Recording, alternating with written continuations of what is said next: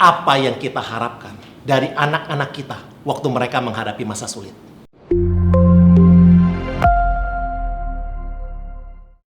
Shalom Bapak Ibu, saudara-saudari terkasih dalam Yesus Kristus. Salam sehati. Senang sekali hari ini kita bisa berjumpa kembali di dalam pesan pemimpin. Saya akan membawakan salah satu perenungan firman Tuhan saya dalam saat teduh yang mengupas tentang kisah Naomi dalam kitab Rut. Dan hari ini temanya adalah berjudul warisan. Yuk kita baca dalam kisah Rut 1. Saya bacakan Rut 1 ayat 1. Pada zaman para hakim memerintah ada kelaparan di tanah Israel. Lalu pergilah seorang dari Betlehem Yehuda beserta istrinya dan kedua anaknya laki-laki ke daerah Moab untuk menetap di sana sebagai orang asing. Nama orang itu ialah Elimelek, nama istrinya Naomi, dan nama kedua anaknya Mahlon dan Kilion. Semuanya orang-orang Efrata dari Betlehem Yehuda.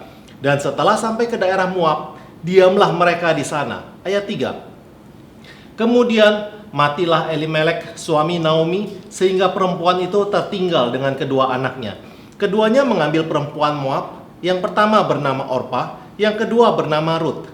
Dan mereka diam di situ kira-kira 10 tahun lamanya. Lalu matilah juga keduanya, yakni Mahlon dan Kilion, sehingga perempuan itu kehilangan kedua anaknya dan suaminya. Cerita ini bercerita tentang kehidupan seorang wanita Israel, wanita Yehuda bernama Naomi. Kehidupan Naomi pada saat itu adalah kehidupan yang sangat sulit. Dia harus tinggal di negeri yang asing. Dia dalam kondisi kekurangan. Itu saja bukan sebuah perkara yang mudah. Tinggal di negeri asing dan kelaparan dan kondisi kekurangan itu adalah masalah yang besar. Ditambah kemudian Alkitab bercerita bahwa suaminya kemudian meninggal dunia. Bahkan kedua anak laki-lakinya juga meninggal dunia. Kehidupan Naomi adalah kehidupan yang sedang berada dalam sebuah masalah yang sangat besar. Kalau saya mau berkata, mungkin kehidupan Naomi sedang berada di dalam sebuah badai yang begitu besar. Tapi kemudian kita lihat apa yang dilakukan Naomi. Ayat 6. Kemudian berkemaslah ia dengan kedua menantunya, dan ia pulang dari daerah Moab. Sebab di daerah Moab ia mendengar bahwa Tuhan telah memperhatikan umatnya dan memberikan makanan kepada mereka.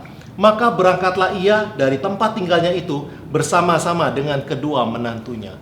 Yang menarik, setelah kemudian suami dan anak-anaknya meninggal, dia mendengar bahwa di Yehuda itu sudah kembali, Tuhan sudah cukupkan keadaan di sana. Tuhan sudah berkati kembali. Maka kemudian Naomi berinisiatif untuk kembali ke Yehuda, ke bangsanya. Yang menarik adalah waktu dia mengajak kedua menantunya, ternyata kedua menantunya menolak untuk berpisah dengan Naomi. Mereka menangis waktu Naomi mau pulang kembali ke Yehuda. Walaupun akhirnya Orpa, menantu yang pertama, berhasil dibujuk untuk tetap tinggal di Moab. Tapi Rut, menantu yang kedua, dengan gigih dia tetap berkeras untuk mengikuti Naomi.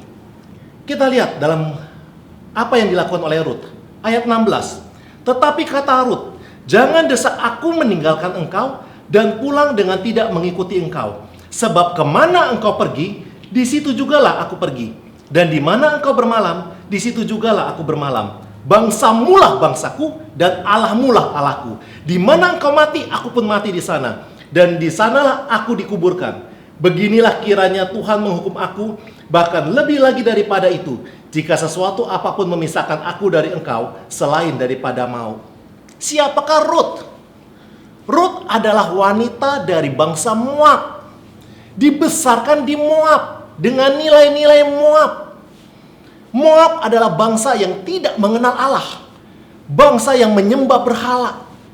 Tapi bagaimana seorang seperti Rut, penyembah berhala, bisa berkata kepada Naomi, bangsamulah bangsaku, Allahmulah Allahku. Wow, itu sesuatu yang luar biasa.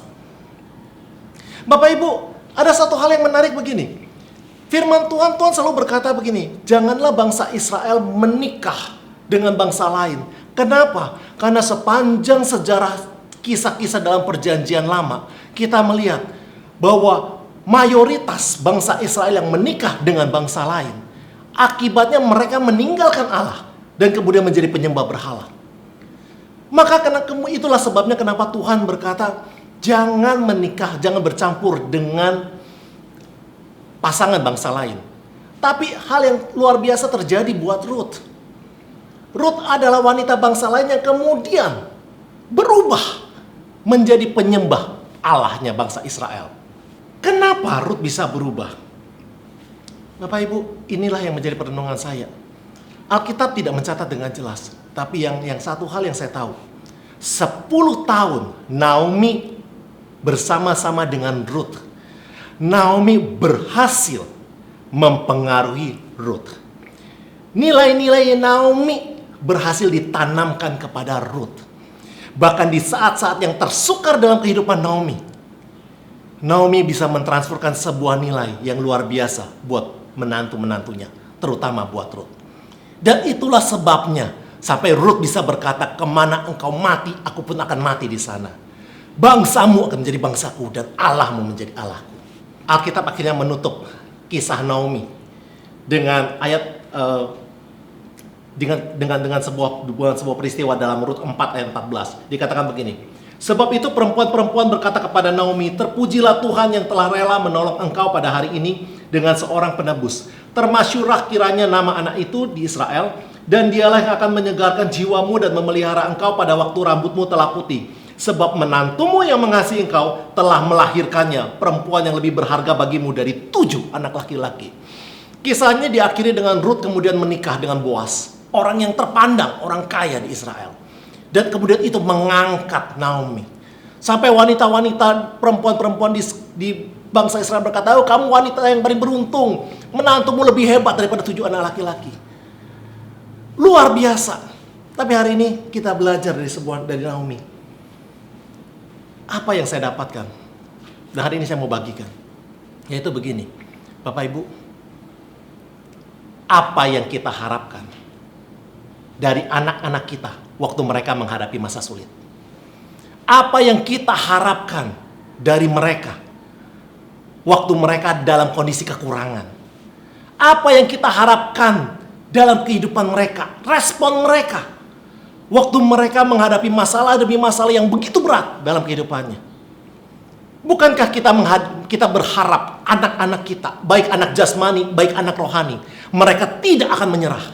Bukankah kita berharap mereka bisa mengatur keuangannya dengan bijaksana? Bukankah kita juga berharap mereka tetap menggantungkan iman mereka kepada Tuhan waktu mereka menghadapi begitu besar masalah? Hari ini saya mengajak kita, saat-saat sekarang adalah saat-saat yang sulit. Badai COVID itu menyulitkan kita. Kita ada dalam sebuah badai masalah yang besar. Dan hari ini saya mengajak, ini sebuah kesempatan besar untuk kita mengajar anak-anak kita. Bukan cuma lewat kata-kata, tapi lewat perbuatan.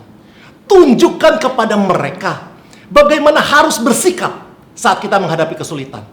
Tunjukkan kepada mereka bagaimana kita mengatur keuangan pada saat kita menghadapi badai kekeringan. Tunjukkan kepada mereka kepada siapa kita berharap waktu orang-orang tidak ada yang bisa menolong kita, waktu keadaan begitu buruk. Hari ini anak-anak lelah mendengar begitu banyak kata-kata yang disampaikan. Mereka nggak bisa mengerti, tapi mereka akan belajar banyak waktu mereka melihat keteladanan kita, waktu mereka melihat apa yang kita lakukan. Ini kesempatan emas buat kita melakukan, merespon apa yang kita harapkan untuk mereka lihat. Apa yang kita harap untuk mereka lakukan juga pada saat mereka menghadapi kesulitan. Yuk hari ini saya mengajak kita, jadilah bapak yang baik. Jadilah mentor yang baik. Jadilah ibu yang baik. Berikan sebuah keteladanan bagaimana kita seharusnya bertindak saat menghadapi badai. Yuk saya ajak kita sama-sama kita berdoa. Bapa yang maha baik, terima kasih bahwa Engkau sudah memberikan kepada kami keteladanan yang begitu luar biasa. Mampukan kami ya Tuhan untuk bertindak, berespon waktu kami menghadapi tekanan, menghadapi masalah, menghadapi persoalan sebagaimana Engkau kehendaki. Sehingga kami bisa mentransferkan sebuah warisan kepada anak-anak rohani kami, kepada anak-anak jasmani kami. Terima kasih Bapak, mampukan kami untuk terus bertahan, mampukan kami untuk keluar sebagai pemenang. Di dalam nama Tuhan Yesus kami berdoa. Amin.